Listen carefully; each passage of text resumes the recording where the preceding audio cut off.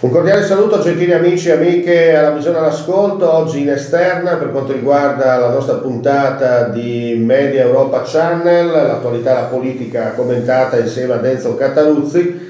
Enzo, bisogna gioco forza a partire dalle baruffe chioggiotte, no? Braccio di ferro, Popeye, no? Sì, Tra Lega e Fratelli d'Italia. braccio di ferro, questo terzo mandato. Da una parte abbiamo la nostra regione che è molto aperta al terzo mandato dei sindaci, dall'altra parte abbiamo il governo che dice no, il terzo mandato per i governatori può slittare anche dopo le elezioni, non lo mettiamo alle regioni, eccetera. È un modo come un altro per dire alto là a Salvini, non tirare troppo la corda. Certamente Salvini, pur di arrivare al punto, farà le alleanze anche col PD, con qualsiasi. L'importante è stare fermo con le mani, se no sembra di essere a Venezia. Sì. No, perché? Perché è evidente che Zaia non dovesse fare più il presidente della regione, sbarcherebbe nel partito, probabilmente il partito l'avrebbe anche in mano, e quindi io penso che tra Salvini e Zaia c'è un gioco delle parti, ma fino a un certo punto. Invece in regione noi abbiamo Federica che è molto saldo al comando della regione, anche perché abbiamo votato recentemente.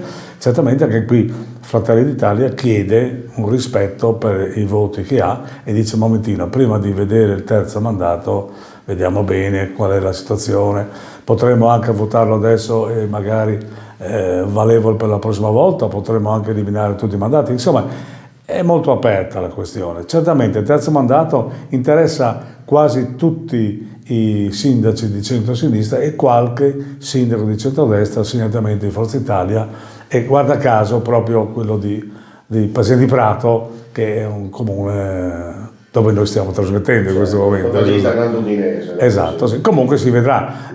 A mio modo di vedere non inficia niente, se uno vuole tornare, torna, si mette al vaglio dei elettori, è una cosa molto semplice, la democrazia è questa, insomma, non c'è niente di... Lunedì ci sarà questa riunione, no, dei vari esponenti del centrodestra a Trieste, convocata direttamente da Federica anche per sciogliere alcuni dubbi, ma soprattutto già per imbastire il discorso delle imminenti elezioni sia europee che soprattutto quelle amministrative, anche perché comunque si vota in diversi comuni della regione, comuni anche che hanno una certa importanza, soprattutto come hai detto tu a livello territoriale, dove le radici sono ben radicate e rischi di perdere l'albero, no?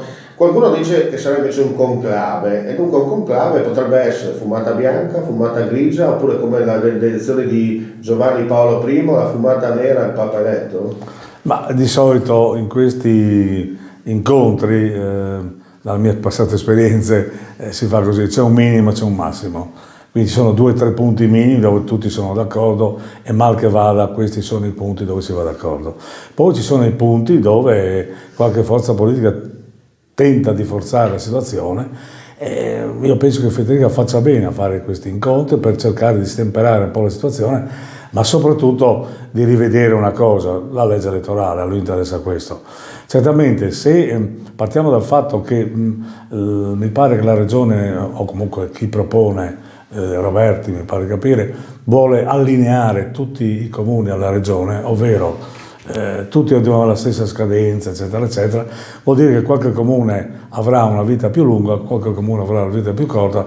Non mi sembra una cosa molto, molto corretta, nel senso che dal punto di vista della democrazia uno deve stare un mandato, non un mandato e mezzo o meno mandato. Quindi questo sarà un problema grosso da dirimere. Certamente la disaffezione al voto passa anche attraverso le proposte che i partiti politici fanno. Se presentano sempre la stessa minestra che non è stata mangiata l'altra volta, anche questa volta non verrà accettata, no? E per cui anche portando il massimo al 40%, quando uno vince l'elezione con il 40%, tu capisci bene che è una correzione un po' forzata. Ecco, questo potrebbe essere un punto di riferimento. Poi altri punti di riferimento sono gli investimenti che verranno fatti sul territorio. Non dimentichiamo che nel 25 finiranno una bella serie di soldi che stanno arrivando e quindi nel 26 bisogna programmare in modo diverso. È vero, c'è Gorizia 2025, ma comunque sia, non è che questa è la panacea di tutti i problemi in sostanza.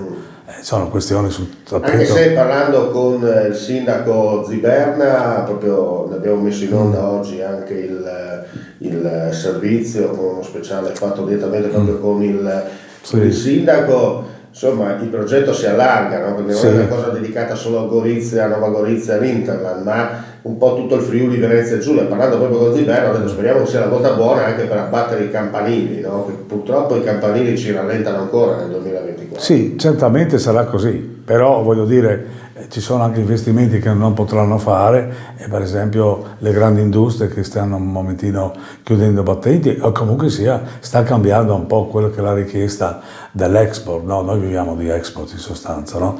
E le grandi nostre ditte, quindi Danieli, Fantoni, eccetera, vanno avanti lo stesso, insomma, non c'è problema. Manca gente che vada a lavorare, i nostri ragazzi quasi sono tutti all'università, ma poi prendono e vedono altre vite. Cioè, in sostanza, il mercato del lavoro, io penso che Federica dovrà metterlo al centro della sua azione politica amministrativa per dare proprio una risposta, no? E poi ci sono i comuni stanno aspettando quello personale, non sanno che cosa fare, e naturalmente anche la questione delle province non è una questione di poco conto.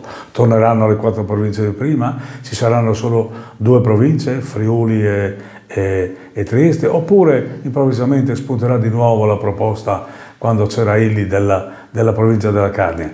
In sostanza la politica è un po' un fantasia, no? In questo momento, e sappiamo che l'asse Pordenone-Trieste in questo momento sta dando le carte. Per quanto riguarda invece l'asse imprenditoriale, si è un po' calmata la diatriba tra Confindustria Udine e Confindustria Alto Adriatico, con la Camera di Commercio che in mezzo passa in base alla situazione, in base alla portata d'acqua che arriva dai monti?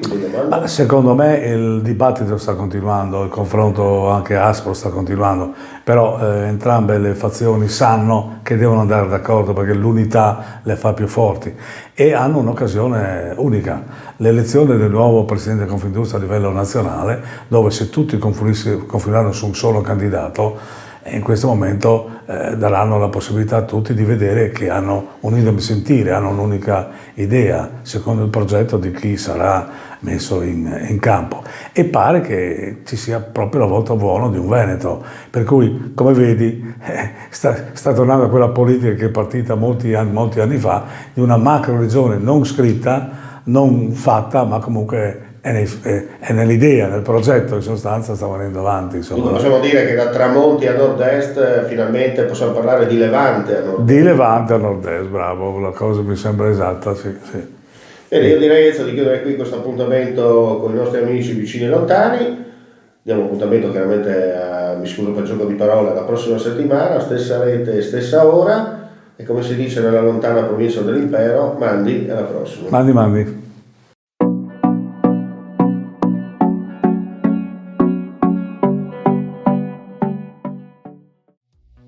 Ehi, dico a te, mai sentito parlare di web audiovisione? Informazione libera senza bavaglio, trasmissioni su misura, linguaggio potabile, on air a chilometro zero, video promozionali su richiesta, metaverso e gestionali a portata di mano e tanto altro ancora?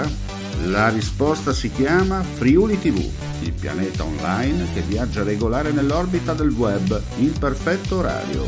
Friuli TV, un nome, una garanzia per quello che vuoi tu.